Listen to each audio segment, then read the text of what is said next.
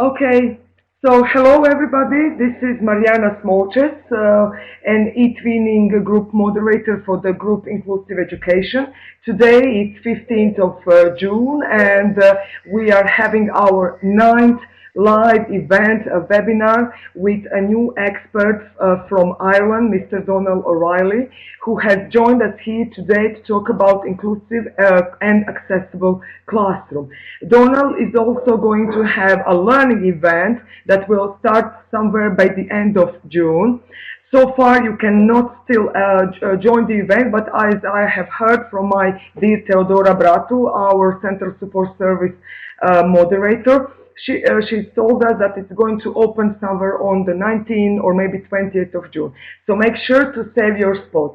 Thank you so much, Donald, for joining us. As I said before, there will be Google form for your certificate. And thank you so much, everybody. I'm going to have Donald introduce himself. He comes from Ireland. He has a lot of experience in working with special education needs students, and he's going to give some tips about the topic of inclusive classroom. Thank you so much, and I'm closing my mic. Okay.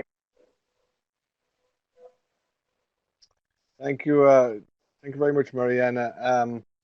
I suppose first off, I don't really like the word expert. I don't think any of us are experts in anything. And many of you have probably master degrees in special education needs.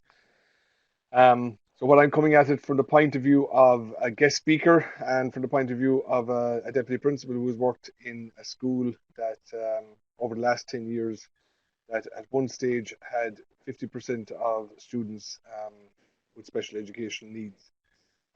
So that's where I'm gonna go through from my point of view, and I'm gonna try and relate it back. It's very much the presentation is very much based on a leadership role, but I'm gonna try and bring it back into the classroom for each of you.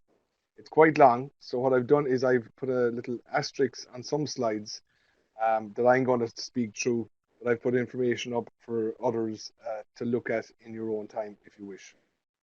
So, just a brief summary of myself. I'm a teacher for 21 years. I qualified in 1996 with a Bachelor of Technology in Education, and I was focusing on engineering technology at that stage. 7 years later, I went back and I did a Master's of Education in ICT. I worked in 7 secondary schools across the country in Ireland, ranging from a school that had 68 pupils to a school who had 1,400 pupils, ranging from single sex schools to co educational schools.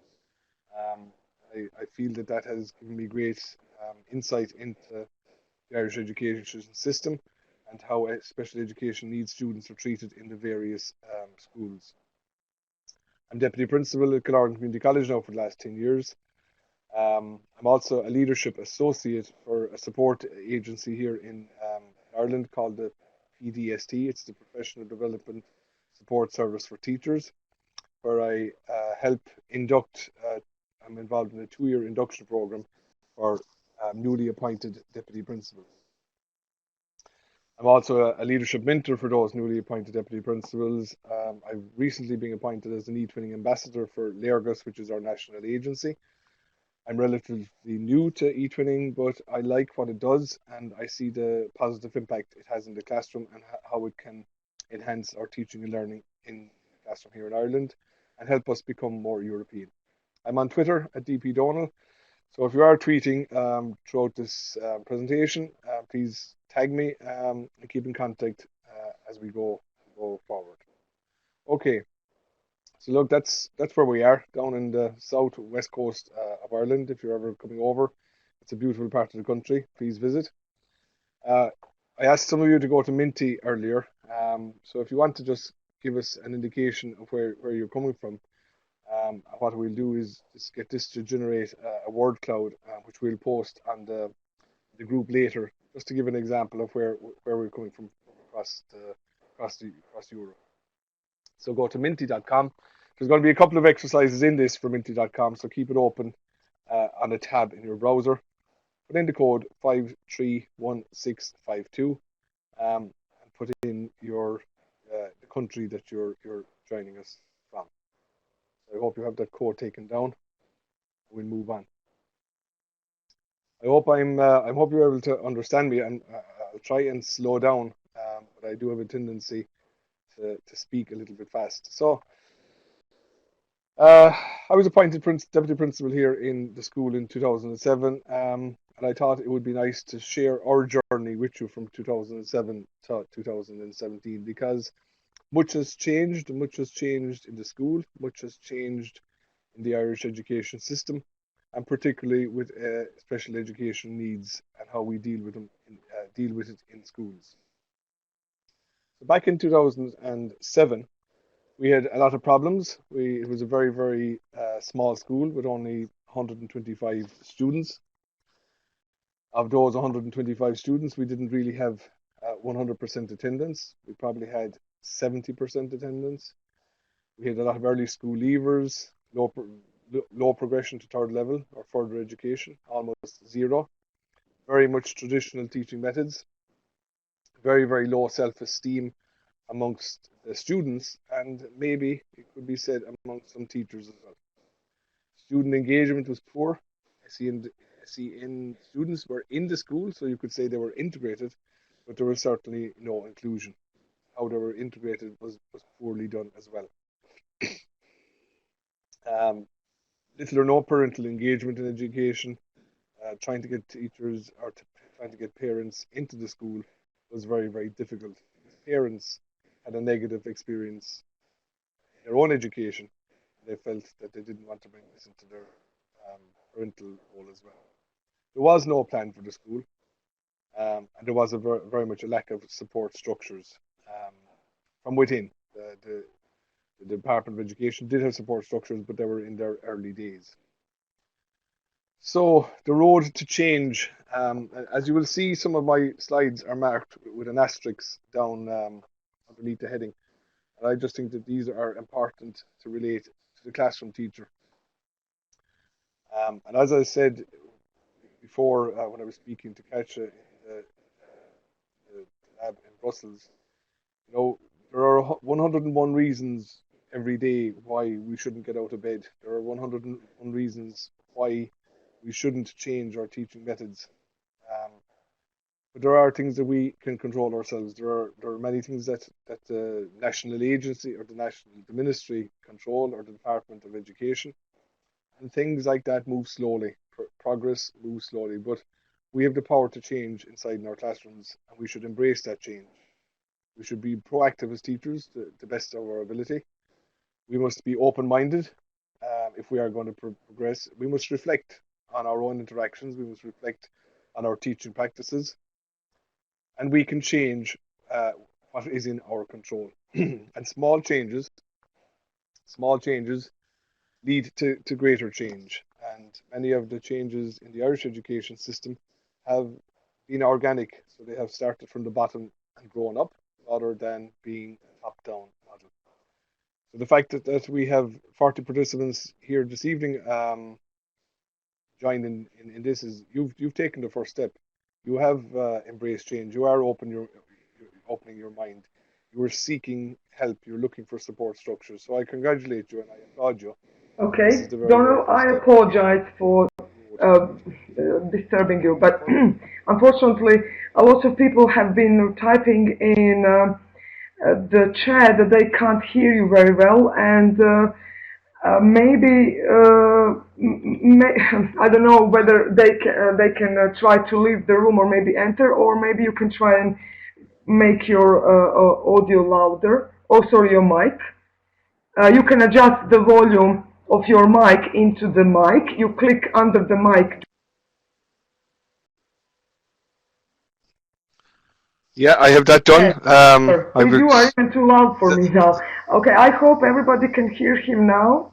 Is that okay? Perfect. I apologize so much, Donal, but it's very important for everybody to hear you clearly. Thank you so much. Okay. I'm muting myself. Sorry. Okay, I hope that's better. I'll even keep the microphone closer to my mouth there as well. I suppose just finally on the plan. It's very, very important to plan. but very, very interestingly, we had no plan, and a lot of what we have achieved has been organic and rather than sitting down with a grand plan. So some of the influencing factors, positively and negatively, I'm not going to go through them. You can read them in your own time. Some from within the school and some from without the school, from outside the school. Now, I know that Mariana has set up a Google form there as well, but if you wish, while you're on Minty, to go to the code 355766, and you can put your questions in there as well, and I can address those in my own time later if you wish. Okay, so moving along. There's many external influences to positive change to an inclusive school. And I'll just give you an indication of what they were in the Irish education system. And I suppose this is, we are lucky in this sense that we've had this support. And I do appreciate that a lot of my European colleagues don't have this support, and you probably were where we were 10 years ago. But like I said at the outset, you change what you have the power to change. And when the Department of Education offer extra supports, then you're ready for them, and you're in a position where you can utilize them better. So we're involved in a program called DESH. We were selected for DESH for the reasons that I gave earlier about our low self-esteem and our low progression to third level. And what that allows us to do is it helps us deliver equality in schools. It does mean that there's a lot of paperwork following this, and there's a lot of plans to be made. And in the initial stages, the plans were just plans that never really materialized. In recent years, these plans have been very, very, very useful to us. But again, it was 7 or 8 years down the line. So further information can be got on those links that I provided. Another program that links to that is the School Completion Program in Ireland. And if you are involved in policy change, or you have an opportunity to voice your opinion to your own ministry, this is something that is a good model worth modelling off, because it does look after those vulnerable in society and those people who very often are SEN students. And there's a link there as well for further information for anybody that wishes to look into that. Another program that the Department of Education have gotten schools involved in recently, and it has been very, very useful, and it ties into what I said earlier about the reflective teacher, is school self-evaluation. And what that means is that the schools themselves have to look at themselves rather than the inspectors coming in and telling you what you are doing well and what you are doing not so good. Schools themselves have to look at what their targets should be in relation to teaching and learning, and under various headings. And this has been very, very useful to us and to many Irish schools. Following on from that, it allows us to identify our improvements and put it down on paper, and it's called a SIP, a School Improvement Plan. And again, there's information on those links. But again, I'm trying to move towards this material that can help the teachers in the classroom, because this is very much from a department point of view, but it's just giving you the background. Again, while you're on Minty, and I'd be afraid that you'd fall asleep listening to me. So, who do you think? There are many people involved in education, many people involved in schools, and who do you think has the potential to create the greatest change, to create an inclusive and accessible classroom? So it'd be interesting to hear what your opinions are from your countries. When you go to Minty, the code is 785645. That just keeps you busy in case you get tired after a long Thursday at work. Okay, so I suppose this is where we move on to the internal influences. So these are the things that we were able to control ourselves from within. Now, in this list, there are many items that would be related to leadership and the management. So I'm going to just touch on those, and I'll try and focus in on the items that really relate to teachers. So this is the list. It's not exhaustive. This is just what I felt helped us change um, over the last 10 years. And the items that are there with an asterisk are the items that I feel are very important and very important for a teacher in the classroom who's looking to make sure that they have an um, inclusive classroom. So the first, or sorry, before that, I suppose one thing that the principal and myself would have different strengths and weaknesses, and we are a good pairing because my weaknesses are his strengths, and he helped me work on my weaknesses, and my strengths would be his weaknesses. So equally, we work as a pretty good team. And I suppose this is what reflects our message, what we brought to staff, and what we continually say to staff at staff meetings and in our professional conversations with them. You know, on the left, you know, the students, they forget what you said, they forget what you did, but the students will never forget how you made them feel. And we must, as teachers, we must remember that each and every day. I don't have time now, but I could give you endless examples of words that I would have used to students, and I would have used them to 100 students that day, but would have affected 5 different students in totally different ways, and all in positive ways. So we would always say to teachers, be very careful of how you speak and the tone you speak and the manner in which you speak, because it's how you make students feel is the most important. And I think that's key to the inclusive classroom. Moving on again to how we learn, we really try and focus on the top half there. 50% of what we see and hear, 70% of what we discuss, 80% of what we experience, and 95% of what we teach others. We have found that in project-based learning, where students are a part of the learning process, that they feel more included and they enjoy coming to school better, and it adds to the culture of the school. Okay, so staff CPD, so continuous professional development, and that's there's 2 ways of looking at this. There's obviously schools should be facilitating CPD, and we do that through our staff meetings. But the teacher, like yourselves, who are sitting in this evening, I see the number has risen to 47, which is great. But the people who are sitting in this, you're going out of your way to find your own CPD, and I think that's very, very important. So what we've tried to do is we put certain CPD in front of teachers that we do in school, but we also encourage our staff to do other types of CPD. And if we can, if it's needed, we try and facilitate, even on rare occasions, time off or sometimes travel time to get to on-site CPD, because ultimately it benefits the school. So an interesting one there, I suppose, for us was the instructional intelligence with Professor Barry Binnett. I've given a link there as well. He's a professor who's come over from Canada, and he's had huge impact in Irish schools and the way we teach.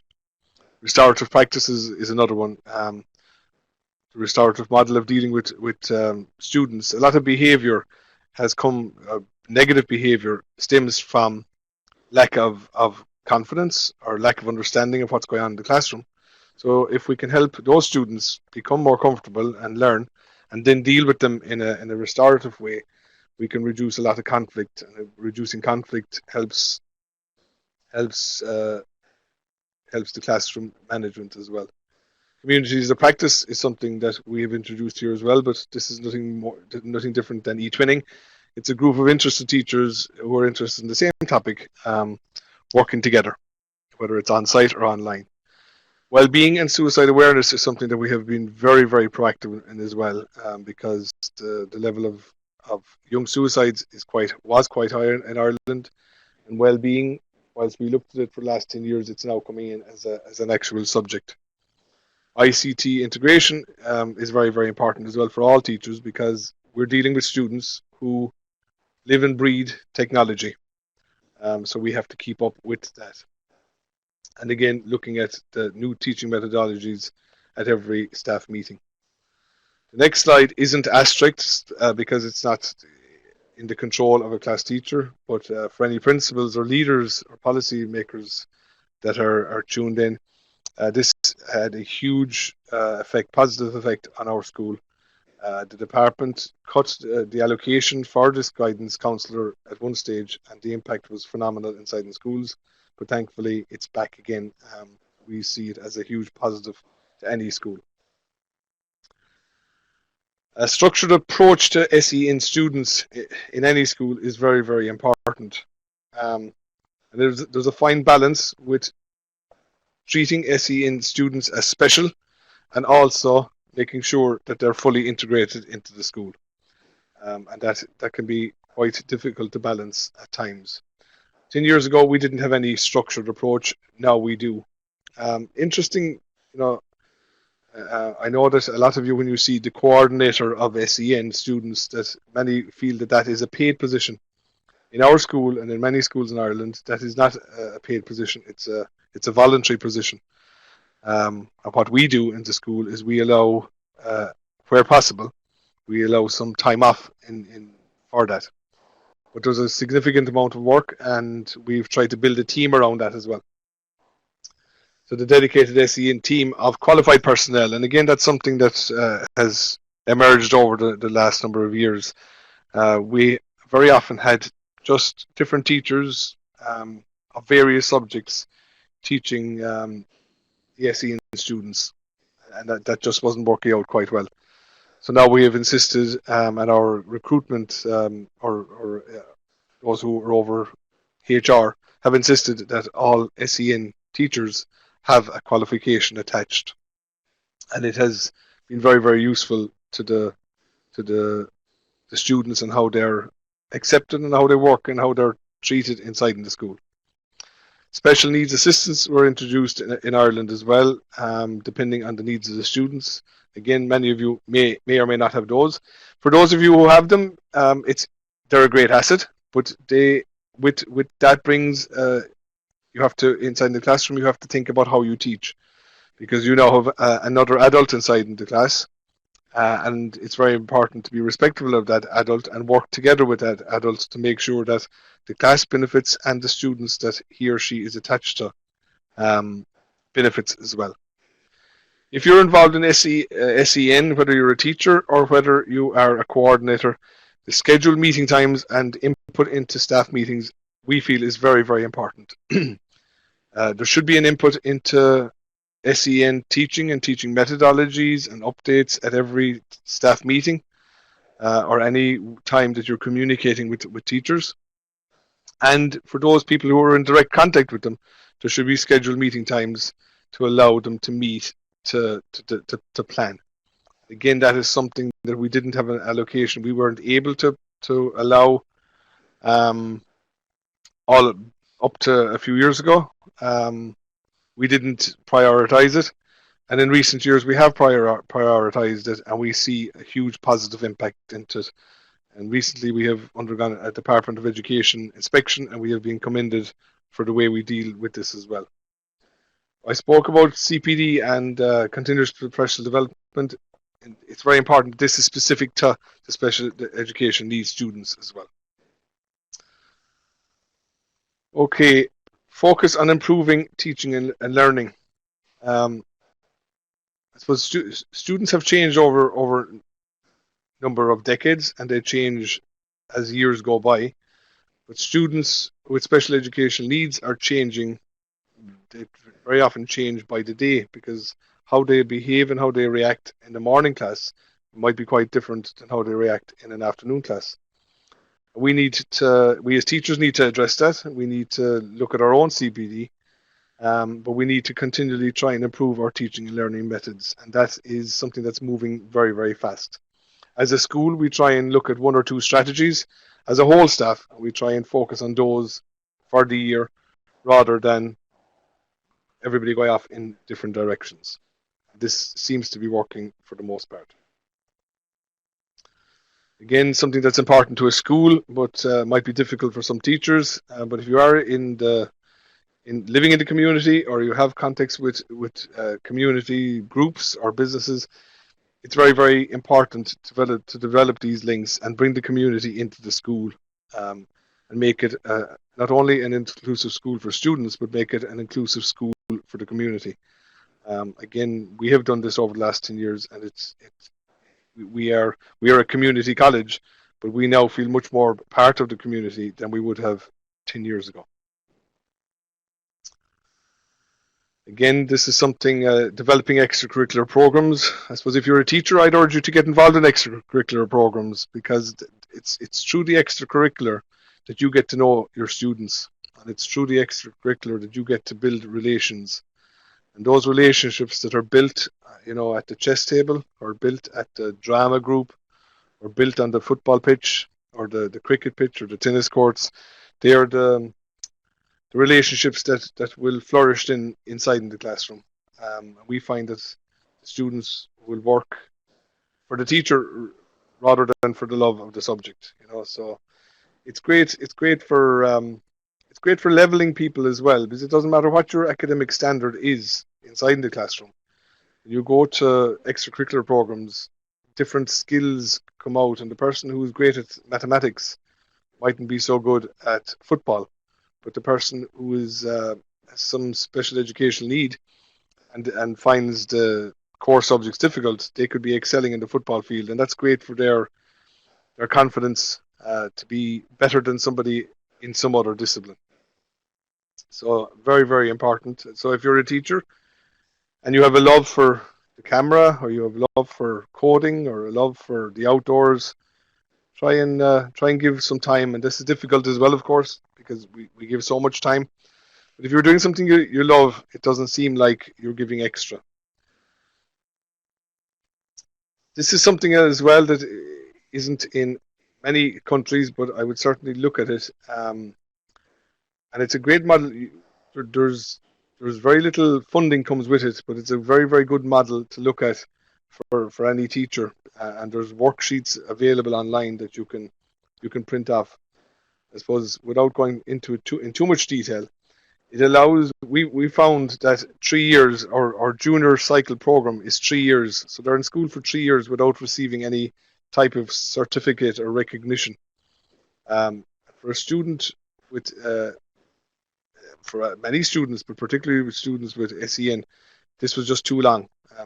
So the GA's Junior Cert Schools program allows short-term goals to be set, and students can see their progress, and they have progress trackers, and they can fill their profile, and they can see their folder getting larger and larger as the weeks and months and years go by. And we build in celebrations for these students then. And this has been so successful that we have almost included all of our students in this program, whether they qualify or not. So it's a different type of teaching.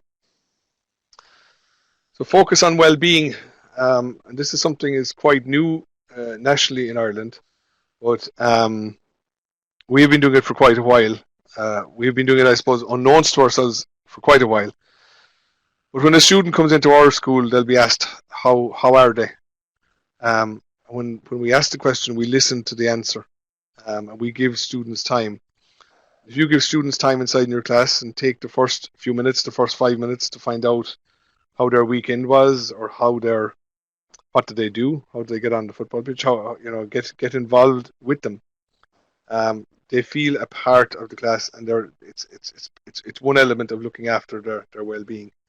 So if you can, with our teachers in Ireland, from next September, we're encouraging, as well as having well-being built in as a subject, and as well as having activities built in, we're asking and we're encouraging all teachers to focus on student well-being across every subject, no matter what subject you're doing, to be mindful of that. In the school, all decisions should be student-centered. So every decision that we make in the planning of the curriculum, day-to-day running of the school, everything, it's how will this affect the student. If it doesn't affect them positively, then it shouldn't or won't get done. We have a lot of weeks and events in the school, like Respect Week and Wellbeing Week. We have a lot of programs like that. We have a program called Check and Connect. Check and connect is basically one teacher checks and connects with one or two identified students. In our school, of a population of 240, we would have maybe 15 students that are identified that are going to be checked and connected with. So that's every day a teacher just touches base with them and asks them how they are and gets involved with them. And again, that's something that's reassuring for the students and helps them feel included. You can do this in the classroom or out of the classroom.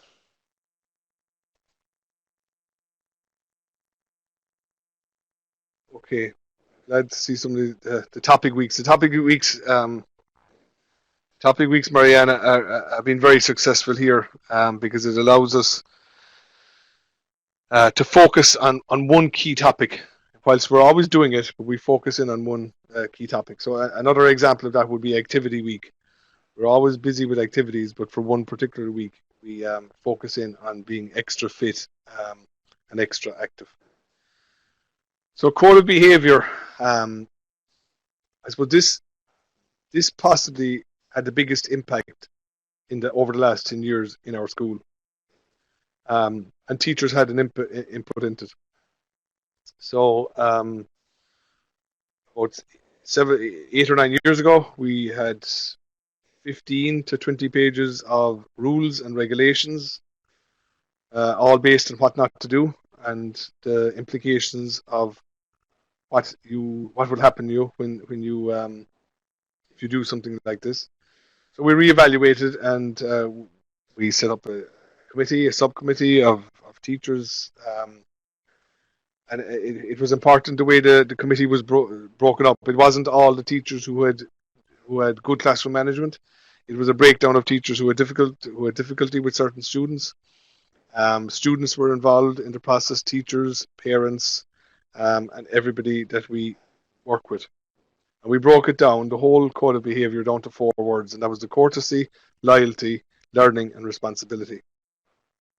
The 4 words they're almost irrelevant at this stage because it was the process that we went through. Because we went through the process, everybody felt that they had a part to play and everybody bought into it. In our day-to-day dealings now with staff or parents or students, everything comes back down to those 4 core values: courtesy, loyalty, learning, and responsibility. And you walk around our school and you see it everywhere. You even see it in the thing behind me, the background there. We have big signs everywhere, and that's just reminding students that that's how we do business. We encourage our teachers to have a positive-based approach rather than catch them doing something bold. Try and catch them being good, and it does work. It does work. We also have a system in the school for teachers for recording behaviour, and we get the teachers. We're encouraging more and more teachers to record positive behaviour rather than recording negative behaviour. That informs other teachers, and it allows the principal and deputy to go down and meet them and say, "Listen, well done. I heard you did very good in maths today." And this has reduced suspensions. This last year we had 3 suspensions, and that was even high on other years, and certainly reduced negative behaviour as well. ICT infrastructure investment. Look, that comes down to money. So if your school has money, it's very, very important that it's spent in infrastructure rather than hardware. And we have learned that through our mistakes as well. We've had a lot of support from the Department of Education, and you can read how that operates here. But again, I'm going to keep going so that it'll be more targeted at the classroom teacher. Experiment with your learning environment. Again, this is something that has been very, very successful in the school. We started it very, very casually. Various classroom formations. I would love to have taken you on a walk through the school by video, but we're currently involved in examinations, and every room is taken up, and all the walls are covered over. All our lovely artwork and information sheets are all covered over. So unfortunately, I can't do that. But experiment, move away from this linear approach, encourage collaboration, encourage students helping each other. We have moved, a lot of our rooms have moved to elliptical shaped table that facilitates 5 students plus a teacher. So the teacher is allowed to move around the room. We're hoping to get Wi-Fi in across the school next year, so that teacher will have a mobile device. Some of our teachers are now opting for no teacher's desk, so there is no top of the classroom, which is very symbolic, and has a very much a positive impact in the classroom. I started teaching with the door open in my class 8 years ago. I don't know why. Maybe it was because it was too stuffy. Maybe it was because I wanted to keep an eye on the corridor. But it has helped my teaching, and when colleagues, it has helped with peer observation. So when teachers come in to visit my classroom, they don't have to knock and seek permission to come in. I'm happy to let people passing in the corridor hear what I'm teaching, and a lot of our teachers are now following that lead, and again, it's symbolic of how open our teachers are to having colleagues walk in and walk out of the room, and it's very, very good for practicing or for sharing best practice. Team teaching is something we have introduced as well. We didn't have much support structures there from the Department of Education to allow this, but we were creative, and we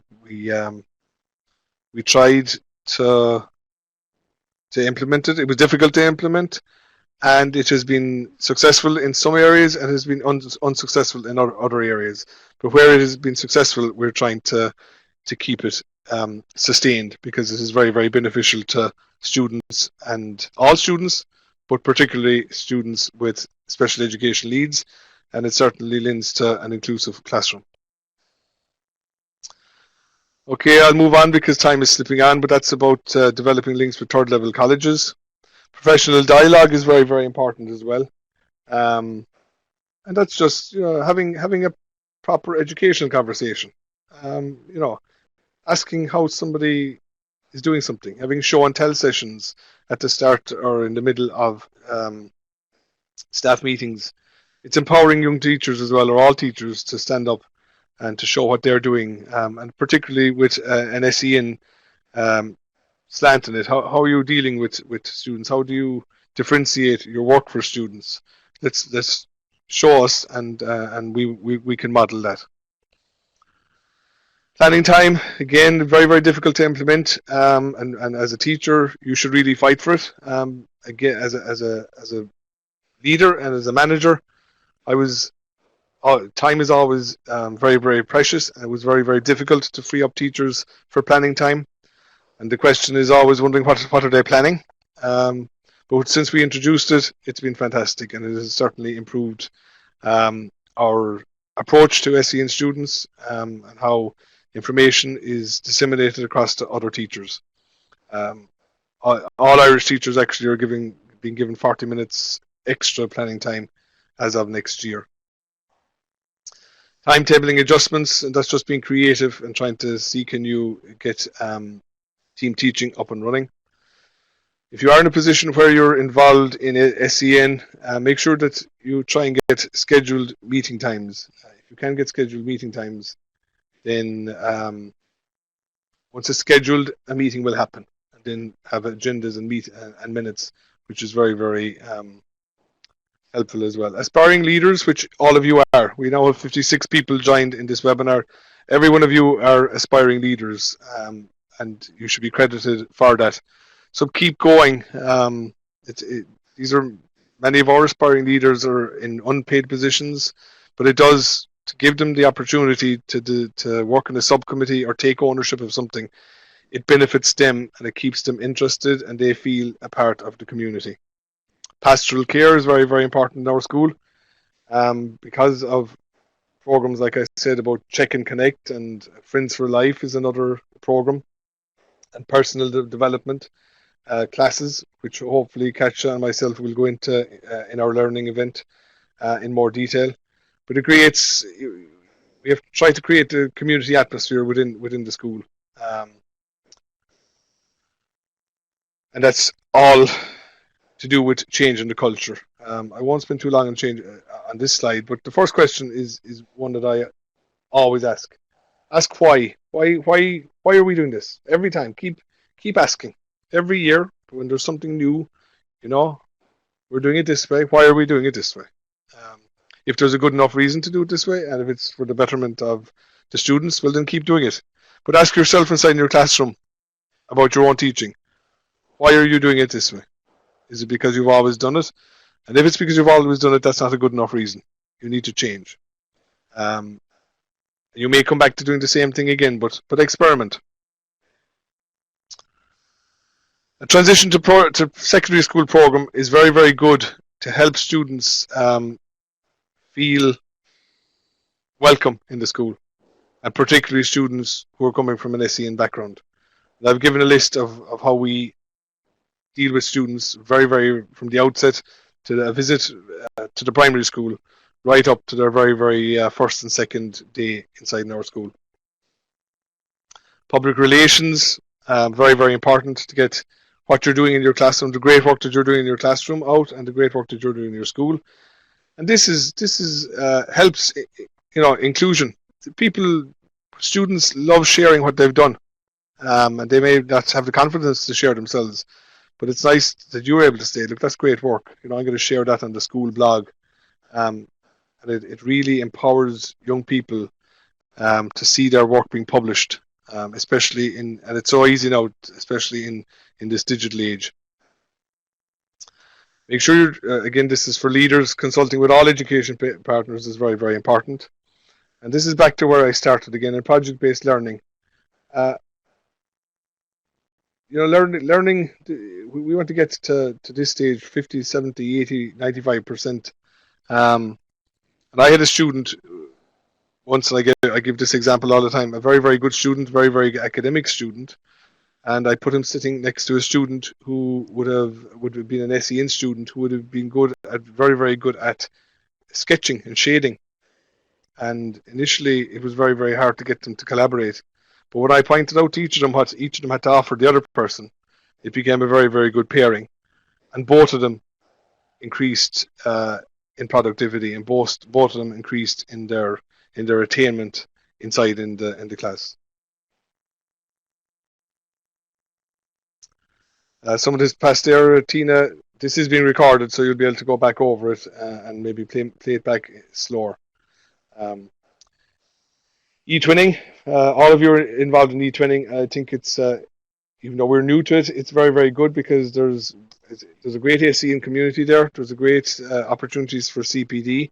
Everybody is equal. All students are equal in this, and it's a great starting ground. No matter who you are, what your background is, and it gives you a sense of being from a greater community. And again, it's something that ties into an inclusive classroom. So we've come to the end for the moment.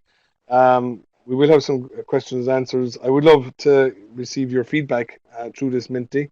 I know it was rushed. There's an awful lot to get across.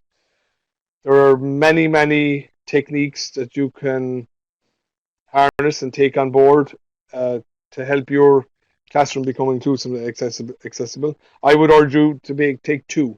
If you saw one thing or two things that caught your eye, look into it more and see can you develop that over the coming academic year. Yeah, it was fantastic. It was fantastic, and I would like to maybe try to later on have your desktop share where we can see what do you think the answers of the livementi.com would be. So that would be fun to see as well. Okay, please continue.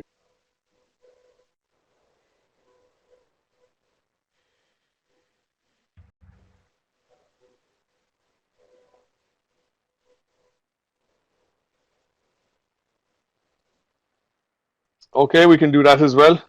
You might have to show me how to do it. So to plug this learning event now, which I hope we'll be able to delve deeper into it, a beginner's guide to the inclusive and accessible classroom. And this will be very, very much basic, and it will be looking at strategies that you can implement as a teacher. Katja and myself are facilitating it. Again, I took out the word expert. I don't like the word expert, and I'm certainly not an expert in anything. It's all about lifelong learning. Yeah, 26th please do, to please the do. 7th of July. I believe it'll be open in the next few days to register, and this is what it's what it's about. In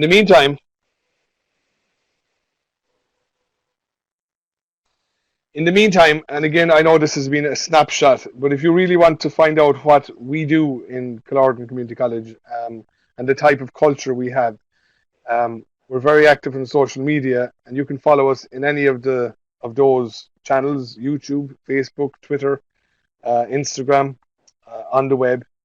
And just take a look at almost everything we do goes up on one of the social media channels. Um, and it'll give you an indication of the type of school we are, and coupled with the presentation, it will show you where we've come from for the last 10 years, and my contact details there are as well.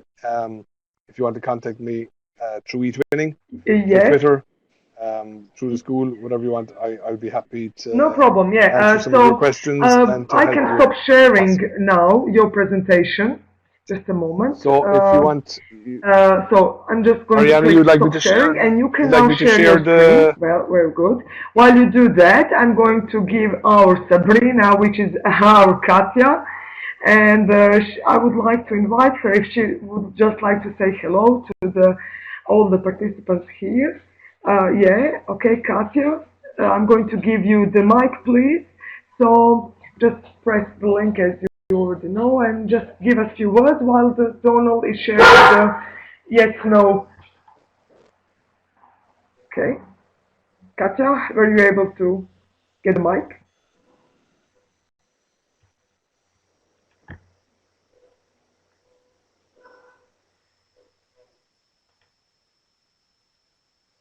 Hello, can you hear You me can just now? click present.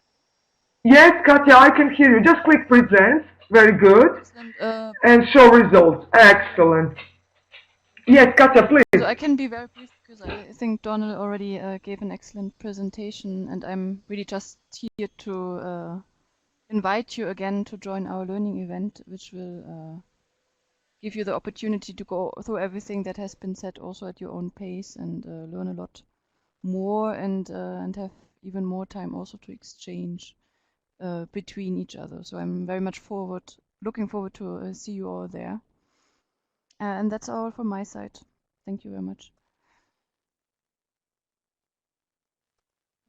Thank you so much, Katja, for joining and for giving us a short comment. Thank you so much for coming. And I think all of us are going to join the Inclusive Classroom learning event. Looking forward to it Thank you, in about Katja. 10 days, right?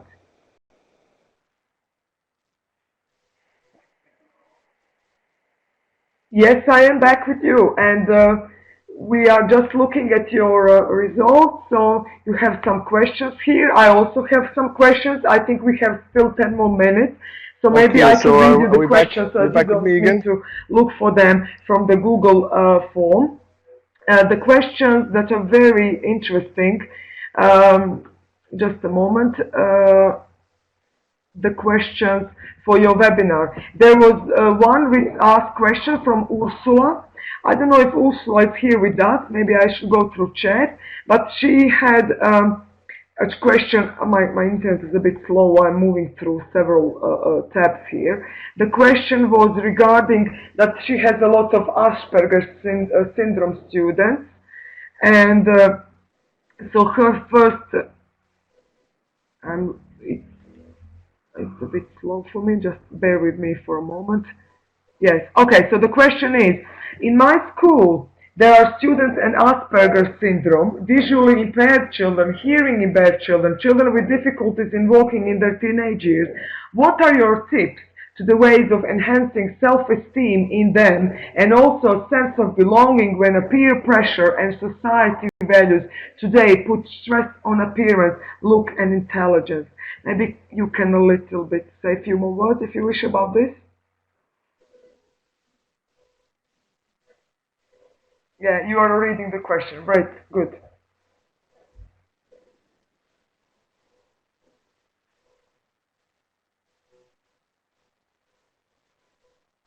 My school, there are students with Asperger's and visually impaired children, hearing impaired children.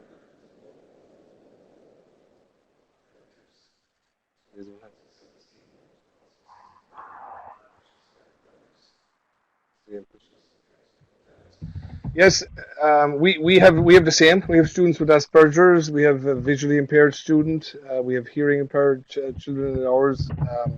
We don't have anybody with any physical disability.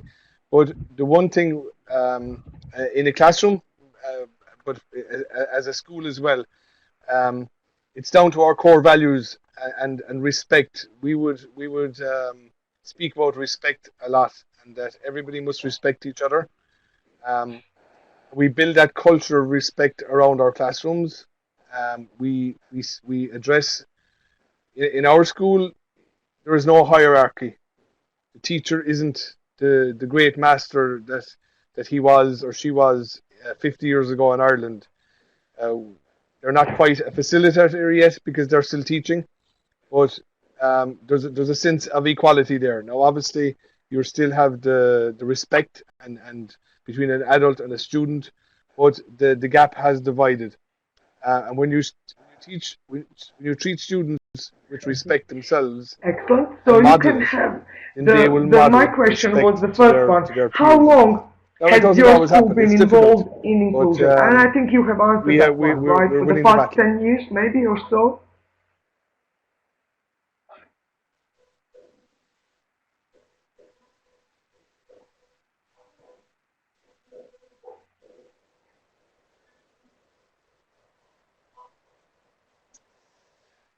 I don't know.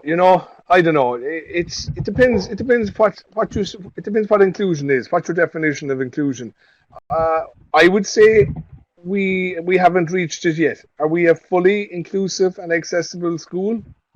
Uh, I think the good school will say no, because you always want to get better for your students. Um, are we better? And I think this is very, very important, because sometimes it's frustrating as a class teacher or as a leader that you're not making progress. But always pause, always stop, Hmm. and say, Yes, am I right. in a better place today than I was 6 months ago or 12 months ago? Am I in a better place today than I was 2 years ago? And if the answer is yes, then you're making progress.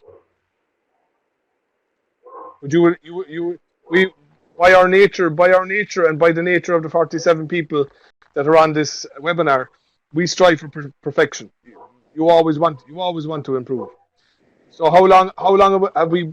Do I think we have been um, Yeah, properly well, what I inclusive? wanted to add I think is that really only in you the last have five such a years. I think support from it your took us Department of 5 years Education, to and that move is very from important. You also integrated mentioned to this, and inclusive, I see that people have been and mentioning now this we just also want to in your become question. Who has the better greatest inclusive. potential to create inclusive classroom? You need the support from the special education needs institutions, and when you have this support, that is one great step in moving forward. And I think some of the colleagues mentioned in the chat, and how I'm going to do that. In Romania, we are still moving slowly. And my answer to this is, well, actually, try to be the change yourself. Try to go and do through eTwinning. And I think that they're going to be step by step. But as long as we are open to it, and it's going to slightly be improving, right? Okay, so the next question, I think we have one more, very interesting. Let me just check. How should a mainstream teacher handle situation with special education needs students if no supportive specialists in special education needs teachers are available? It is a real challenge to regular mainstream teachers. Maybe I could explain this. So the mainstream teachers do not have experience as special education needs teachers, and they maybe need to work with inclusive students or special education needs students in their mainstream classrooms. So how can we help them, or what do teachers need to do? What do you think? In your school, you have like special education needs coordinators, or correct me if I'm wrong.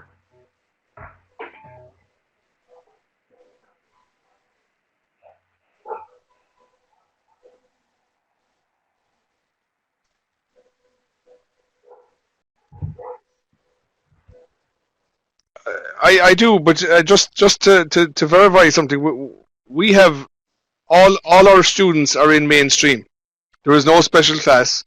There is no. They get support. Sometimes they get withdrawn out of class, but that would be only for maybe one period out of 9. I myself would be a metalwork technology teacher. So there was no two levels. I got, for 21 years, I get 24 students that come into me.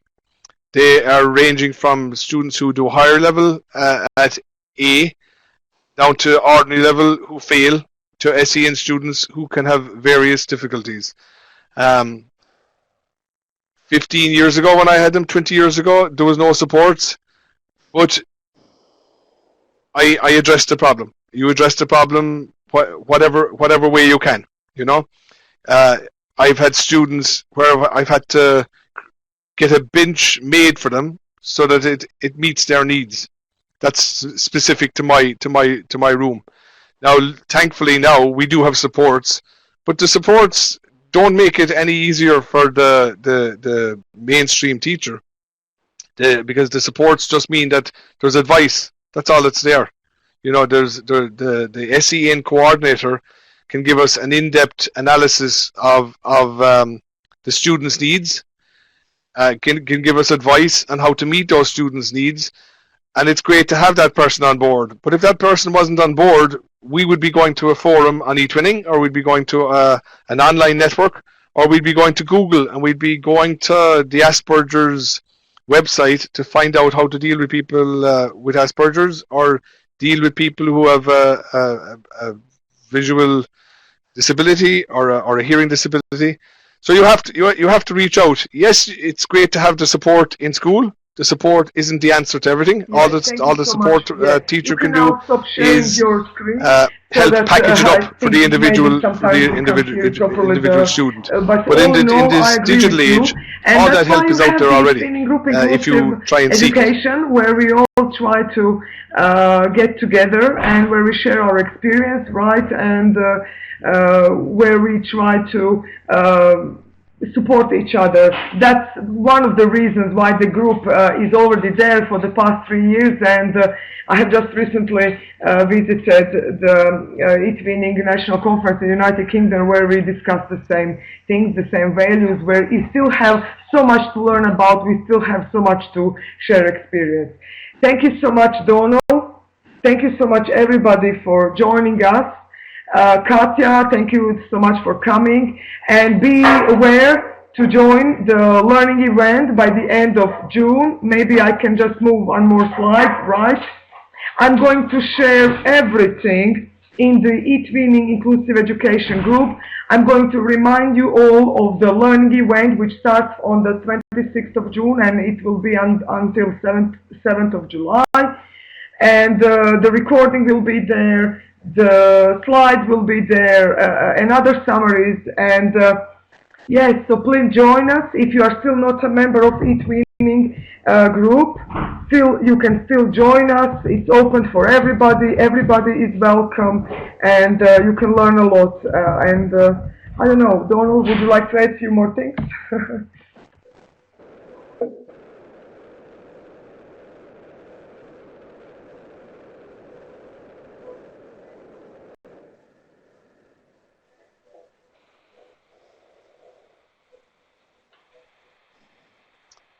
No, thank you for your feedback. Thank you for engaging. Yes, somebody mentioned in the chat that we need a lot of support from the parents. I totally agree. And if you join the eTwinning group, if you're not a member, the motto from the regional support for inclusive education, that was the project my school was a part of, says